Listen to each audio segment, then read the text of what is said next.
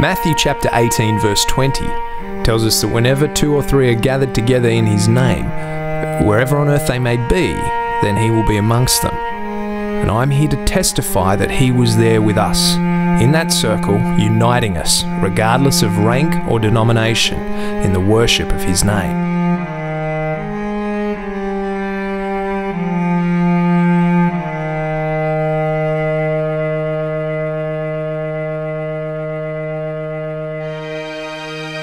By July 1917, war was well and truly raging across Europe, death and destruction a way of life. To help them through this difficult time, a handful of Australian soldiers from the 53rd Battalion established a prayer and Bible study group. Amongst them was 20-year-old John Ridley. We met in the back of old buildings, or in stables. The lighting was poor and there was no musical accompaniment, but the 6 of us sang on without it, and the volume was testimony to the sincerity of those soldiers' souls. Christ was indeed in our midst, for the word began to spread. An organ arrived, and we eventually had to pitch a tent for our meetings. The numbers of our members had grown so much. However, the shadow of war never far from their minds loomed over the group. The 53rd Battalion was bound for Ypres and the Battle of Polygon Wood, and for many, this would be the last time they would join their fellow soldiers in worship.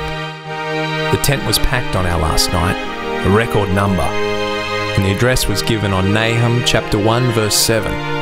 The Lord is good, a stronghold in the day of trouble, and he knoweth them that trust in him.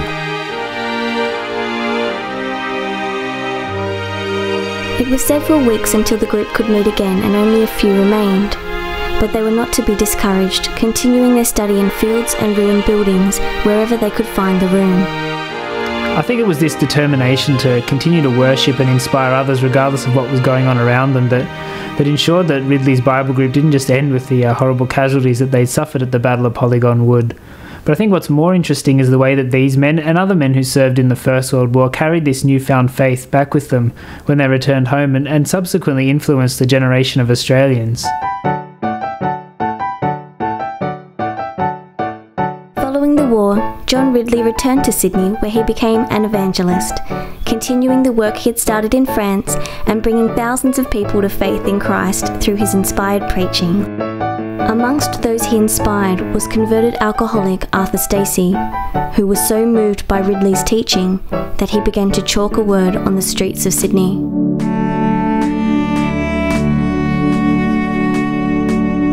Were the whole realm of nature mine, that were an offering far too small.